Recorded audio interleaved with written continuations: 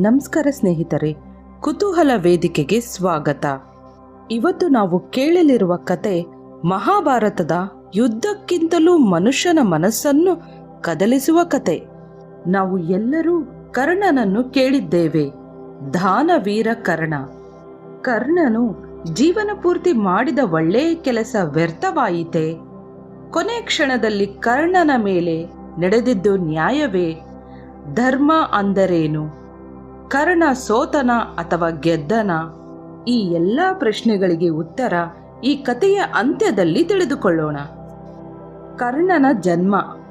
ಕುಂತಿ ಯುವತಿಯಾಗಿದ್ದಾಗ ಸೂರ್ಯದೇವರನ್ನು ಕರೆಯುವ ಮಂತ್ರದಿಂದ ಒಬ್ಬ ಮಗನ ಜನ್ಮ ನೀಡಿದರು. ಆ ಮಗು ಸಾಮಾನ್ಯ ಮಗು ಅಲ್ಲ, ಜನ್ಮದಲ್ಲೇ ಕವಚಕುಂಡಲಗಳನ್ನು ಧರಿಸಿದ ಮಗು. ಆದರೆ ಅದು ಶುಭಾರಂಭ ಅಲ್ಲ. ಕುಂತಿಗೆ ಭಯ, ಸಮಾಜದ ಭಯ, ಭವಿಷ್ಯದ ಆತಂಕ ಹೃದಯ ಒಡೆದು ಅವಳು ಆ ಮಗುವನ್ನು ನದಿಗೆ ಬಿಟ್ಟಳು. ನದಿ ಮೌನವಾಗಿ ಹರಿಯಿತು. ಮಾತ್ರ ವಿಧಿಯೇ ಮಾತನಾಡುತ್ತಿತ್ತು. ಅದೇ ಮಗು ಮುಂದೆ ಕರ್ಣ ಎಂದು ಲೋಕಕ್ಕೆ ಪರಿಚಯವಾಯಿತು. ಸೂತ ದಂಪತಿಗಳ ಮನೆಗೆ ಬಂದು ರಾಜಕುಮಾರನಾಗಬೇಕಿದ್ದವನು ಸೂತ ಪುತ್ರನಾಗಿ ಬೆಳೆದ. ಅವಮಾನಗಳ ಮಧ್ಯೆ ಬೆಳೆದ ಕರ್ಣ. ಕರ್ಣನ ಬಾಲ್ಯ ಸುಲಭವಾಗಿರಲಿಲ್ಲ. ಬಲ, ಪ್ರತಿಭೆ, ಆಸೆ ಎಲ್ಲವೂ ಇದ್ದರೂ ಹೆಸರು ಮಾತ್ರ ಅವಮಾನ. ಧನುರ್ವಿದ್ಯೆ ಕಲಿಯಲು ಹೋದಾಗ ನೀನು ಸೂತನ ಮಗ ಎಂದು ತಿರಸ್ಕರಿಸುತ್ತಿದ್ದರು. ಅವನೊಳಗೆ ನೋವು ತುಂಬುತ್ತಿತ್ತು, ಆದರೆ ಅಹಂಕಾರ ಬೆಳೆಯಲಿಲ್ಲ. ಅವನು ಹೇಳುತ್ತಿದ್ದನು, ಒಂದು ದಿನ ನನ್ನ ಮೌಲ್ಯ ಈ ಜನರೇ ಅರಿತುಕೊಳ್ಳುವರು. ಪರಶುರಾಮನ ಶಾಪ. ಶಿಕ್ಷಣ ಬೇಕು ಅಂದ್ರೆ ಗುರು ಅಗತ್ಯ. ಆದರೆ ಕರ್ಣನಿಗೆ ನೀನು ಸೂತನ ಮಗ ಎಂಬ ಕಾರಣದಿಂದ ಯಾರೂ ಧನುರ್ವಿದ್ಯೆ ಕಲಿಸಲು ಸಿದ್ಧರಾಗಲಿಲ್ಲ. ಆದರೂ ಕರ್ಣನು ನಿರಾಶರಾಗಲಿಲ್ಲ. ಹೀಗಾಗಿ ಬ್ರಾಹ್ಮಣನಂತೆ ವೇಷ ಧರಿಸಿ ಪರಶುರಾಮನ ಆಶ್ರಮಕ್ಕೆ ಹೋದ. ಪರಶುರಾಮನು ಬ್ರಾಹ್ಮಣರೇ ಅಸ್ತ್ರ ಶಸ್ತ್ರ ಕಲಿಯಬೇಕು ಎಂದು ನಂಬಿದ್ದರು. ಕರ್ಣನ ಕಣ್ಣುಗಳಲ್ಲಿ ಕಂಡ ಶ್ರದ್ಧೆ ಮತ್ತು ಶಿಸ್ತು ಅವರ ಮನಸ್ಸು ಗೆದ್ದಿತು. ಅವರು ಶಸ್ತ್ರಗಳ ಆಳವಾದ ರಹಸ್ಯಗಳನ್ನು ಕಲಿಸಿದರು. ಕರ್ಣನ ಶ್ರಮ ನೋಡಿ ಪರಶುರಾಮನಿಗೂ ಆಶ್ಚರ್ಯವಾಯಿತು. ಆದರೆ ಒಂದು ದಿನ ಪರಶುರಾಮನು ಆಯಾಸಗೊಂಡು ತೊಡೆಯ ಮೇಲೆ ತಲೆಯಿಟ್ಟು ನಿದ್ದೆ ಮಾಡುತ್ತಿದ್ದರು. ಅಷ್ಟರಲ್ಲೇ ಒಂದು ಕೀಟ ಕಾಲಿಗೆ ತೀವ್ರವಾಗಿ ಕಚ್ಚಿತು. ಚರ್ಮ ಎಳೆದು ರಕ್ತ ಹೀರುವಷ್ಟು. ಆದರೂ ಕರ್ಣನ ಮುಖದಲ್ಲಿ ಯಾವ ಚಲನವಲನೆಯೂ ಇಲ್ಲ. ಕಾರಣ, ಗುರು ನಿದ್ದೆ ಮಾಡುತ್ತಿದ್ದಾರೆ, ಅವರ ಶಾಂತಿ ಭಂಗ ಮಾಡಬಾರದೆಂದು. ಸ್ವಲ್ಪ ಸಮಯದ ನಂತರ ಪರಶುರಾಮನು ಎಚ್ಚರಗೊಂಡನು. ಕಾಲು ರಕ್ತಗೊಂಡಿರುವುದು ನೋಡಿ ಕೋಪ ನೋವಿನಿಂದ ಹೇಳಿದರು, ಬ್ರಾಹ್ಮಣನಾಗಿ ಹುಟ್ಟಿದವನಿಗೆ ಇಷ್ಟು ನೋವು ಸಹಿಸುವ ಶಕ್ತಿ ಇರೋದಿಲ್ಲ. ನೀನು ಬ್ರಾಹ್ಮಣನೇ ಅಲ್ಲ ಎನ್ನುತ್ತಾ ಯುದ್ಧದ ಅತ್ಯಂತ ಮುಖ್ಯ ಕ್ಷಣದಲ್ಲಿ ನಿನ್ನ ವಿದ್ಯೆ ನಿನ್ನನ್ನು ಬಿಟ್ಟು ಹೋಗಲಿ ಎಂದು ಶಾಪ ಕೊಟ್ಟರು. ಈ ಶಾಪ ಕರ್ಣನ ವಿಧಿಯ ದಾರಿಗೆ ಮತ್ತೊಂದು ಭಾರವಾದ ಕಲ್ಲಾಯಿತು. ಕವಚಕುಂಡಲ ದಾನ. ಇಂದ್ರದೇವರು ಬ್ರಾಹ್ಮಣನ ವೇಷದಲ್ಲಿ ಕರ್ಣನ ಬಳಿ ಬಂದರು. ನೀನು ನಾನು ಕೇಳಿದ್ದನ್ನೆಲ್ಲ ಕೊಡುವೆಯಾ ಎಂದರು.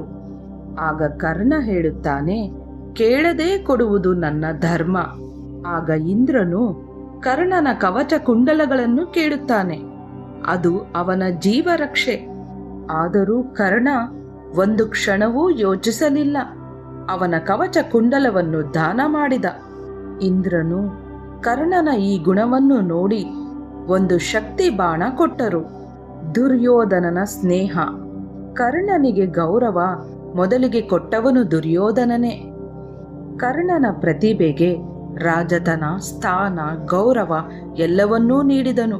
ನೀನು ಯಾರಿಗಿಂತಲೂ ಕಡಿಮೆ ಅಲ್ಲ ಎಂದು ನಂಬಿದವನು. ಕರ್ಣನಿಗೆ ದುರ್ಯೋಧನನ ಸ್ನೇಹವೇ ಬೆಳಕಾಯಿತು. ಆದರೆ ಅದೇ ಸ್ನೇಹ ಅವನಿಗೆ ಧರ್ಮ ಸಂಕಟವೂ ಆಯಿತು. ದುರ್ಯೋಧನನು ದ್ರೌಪದಿಗೆ ಅವಮಾನ ಮಾಡುತ್ತಿರುವಾಗ ಕರ್ಣ ಮೌನವಾಗಿದ್ದ. ಈ ಮೌನ ಅವನ ಬದುಕಿಗೆ ದೊಡ್ಡ ಕಳಂಕ ತಂದುಕೊಟ್ಟಿತು. 3 ಶಾಪಗಳ ಭಾರ. ಯುದ್ಧಕ್ಕೂ ಮೊದಲು ಕರ್ಣನಿಗೆ 3 ಭಾರವಾದ ಶಾಪಗಳಿದ್ದವು. ಮೊದಲನೇದಾಗಿ ಭೂದೇವಿಯ ಶಾಪ. ಈ ಶಾಪದಿಂದ ಯುದ್ಧದ ಮಧ್ಯದಲ್ಲಿ ರಥದ ಚಕ್ರವು ನೆಲಕ್ಕೆ ಸಿಲುಕುವುದು. ಎರಡನೇದಾಗಿ ಬ್ರಾಹ್ಮಣನ ಶಾಪ. ಅತ್ಯಂತ ಅಗತ್ಯ ಕ್ಷಣದಲ್ಲಿ ಆಯುಧ ಹಿಡಿಯಲಾರದ ಸ್ಥಿತಿ. ಮೂರನೇದಾಗಿ ಪರಶುರಾಮನ ಶಾಪ. ಮುಖ್ಯ ಮಂತ್ರಗಳು ಮರೆತು ಹೋಗುವುದು.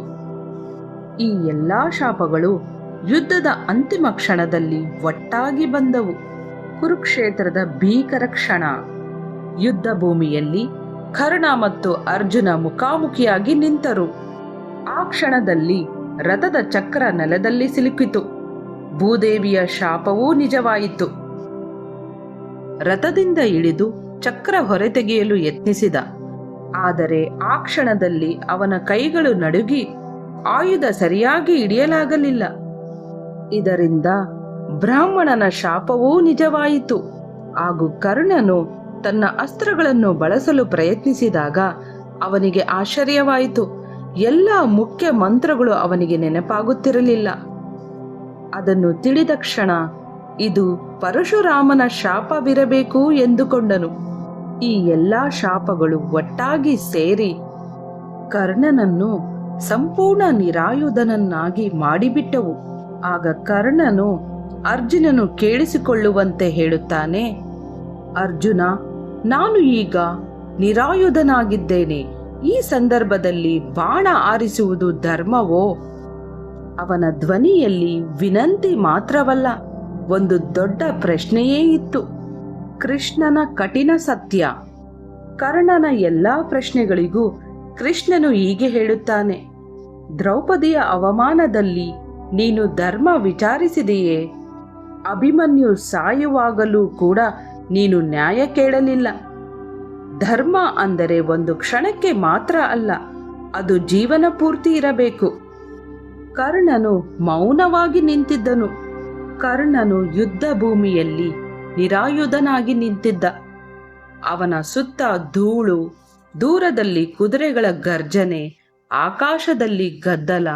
ಆದರೂ ಮನಸ್ಸು ಮಾತ್ರ ಶಾಂತ. ಅವನ ಮುಖದಲ್ಲಿ ಯಾವ ಭಯವೂ ಇರಲಿಲ್ಲ, ಯಾವ ಆತುರವೂ ಇರಲಿಲ್ಲ. ಬಹು ವರ್ಷಗಳಿಂದ ಹೊತ್ತಿದ್ದ ನೋವು, ಪರೀಕ್ಷೆ, ವಿಧಿಯ ಮೇಲೆ ಇರುವ ನಂಬಿಕೆ, ಈ ಎಲ್ಲ ಒಂದೇ ಕ್ಷಣದಲ್ಲಿ ಅವನ ಮುಖದಲ್ಲಿ ಶಾಂತವಾಗಿ ಹೊಳೆಯುತ್ತಿದ್ದವು. ಆಗ ಅರ್ಜುನನು ಬಾಣ ಹಾರಿಸಿದನು. ಬಾಣ ಹಾರಿದ ಕ್ಷಣದಲ್ಲಿ ಯುದ್ಧ ಭೂಮಿ ಕ್ಷಣಕ್ಕೆ ಮೌನವಾದಂತಾಯಿತು. ಕರ್ಣನು ಒಂದು ನಿಧಾನವಾಗಿ ಉಸಿರು ತೆಗೆದುಕೊಂಡು ಭೂಮಿಗೆ ಮೃದುವಾಗಿ ಬಿದ್ದನು. ಅವನ ಮುಖದಲ್ಲಿ ಶಾಂತಿ, ಭಾರಗಳಿಂದ ಮುಕ್ತನಾದೆ ಎಂಬ ಸಂತೋಷ ಎಲ್ಲವೂ ಕಾಣಿಸುತ್ತಿತ್ತು. ಸಾವಿನಲ್ಲಿಯೂ ದಾನ. ಯುದ್ಧ ಮುಗಿದ ಮೇಲೆ ಕೃಷ್ಣ ಅರ್ಜುನ ಕರ್ಣನ ಬಳಿ ಬಂದರು. ಕೃಷ್ಣ ಕರ್ಣನ ಹತ್ತಿರ ಹೋಗಿ ಒಂದು ಚಿನ್ನದ ತುಂಡು ತೆಗೆದುಕೊಂಡು ಅವನ ಬಾಯಲ್ಲಿ ಇಟ್ಟನು. ಇದನ್ನು ನೋಡಿದ ಅರ್ಜುನನು ಆಶ್ಚರ್ಯದಿಂದ ಕೇಳುತ್ತಾನೆ, ಹೀಗೇಕೆ ಮಾಡುತ್ತಿದ್ದೇಯೇ ಎಂದು. ಆಗ ಕೃಷ್ಣ ಹೇಳಿದರು, ಕರ್ಣ ಬದುಕಿದ್ದಾಗ ಯಾವುದೇ ಕ್ಷಣದಲ್ಲೂ ಕೂಡ ದಾನ ಮಾಡುತ್ತಿದ್ದ. ಈಗ ಕೈಯಲ್ಲಿ ಏನೂ ಇಲ್ಲ. ಆದರೂ ಅವನ ಹೃದಯದಲ್ಲಿ ದಾನ ಮಾಡುವ ಗುಣ ಇನ್ನೂ ಇದೆ. ಅದು ಲೋಕಕ್ಕೆ ತೋರಿಸಬೇಕಿತ್ತು ಎಂದನು. ಸ್ನೇಹಿತರೆ, ಕರ್ಣನ ಕತೆ ನಮಗೆ ಹೇಳುವುದು ಏನೆಂದರೆ, ಒಳ್ಳೆಯ ಕೆಲಸ ಮಾಡಿದರೆ ಅದರ ಫಲ ತಕ್ಷಣ ಬರುವುದಿಲ್ಲ. ಕೆಲವೊಮ್ಮೆ ವಿಧಿ ಒಳ್ಳೆಯವರನ್ನೇ ಕಠಿಣವಾಗಿ ಪರೀಕ್ಷಿಸುತ್ತದೆ ಮತ್ತು ತಪ್ಪು ಕ್ಷಣದಲ್ಲಿ ಮೌನವಾಗಿರುವುದು ಜೀವನವನ್ನೇ ಬದಲಾಗಿಸಬಹುದು. ಕೆಲವೊಮ್ಮೆ ಮಾತಾಡಬೇಕಾದ ಕ್ಷಣದಲ್ಲಿ ಮೌನವಾಗಿ ಬಿಟ್ಟರೆ ಅದರ ಪರಿಣಾಮ ಕೆಲವೊಮ್ಮೆ ಜೀವನದ ದಾರಿಯನ್ನೇ ಬದಲಾಯಿಸುತ್ತದೆ. ಒಂದು ಕ್ಷಣದ ಮೌನ ಮುಂದೆ ದೊಡ್ಡ ಪಶ್ಚಾತ್ತಾಪವಾಗಬಹುದು. ಕೊನೆಗೆ ಕರ್ಣ ಸೋತವನಲ್ಲ. ಅವನು ಯುದ್ಧಕ್ಕೆ ಸೋಲಲಿಲ್ಲ, ಅವನು ಅಧರ್ಮಕ್ಕೂ ಸೋಲಲಿಲ್ಲ. ಅವನು ವಿಧಿ, ಶಾಪ, ಪರಿಸ್ಥಿತಿ ಇವುಗಳಿಗೆ ಬಲಿಯಾದ ಒಬ್ಬ ವೀರ. ಸ್ನೇಹಿತರೆ, ಕರ್ಣನ ಕತೆ ನಿಮಗೆ ಇಷ್ಟವಾದರೆ ಲೈಕ್ ಮಾಡಿ, ಶೇರ್ ಮಾಡಿ ಮತ್ತು ಇಂತಹ ಇನ್ನಷ್ಟು ಕತೆಗಳಿಗಾಗಿ ನಮ್ಮ ಕುತೂಹಲ ವೇದಿಕೆ ಚಾನೆಲ್ಗೆ ಸಬ್ಸ್ಕ್ರೈಬ್ ಮಾಡೋದನ್ನು ಮರಿಬೇಡಿ.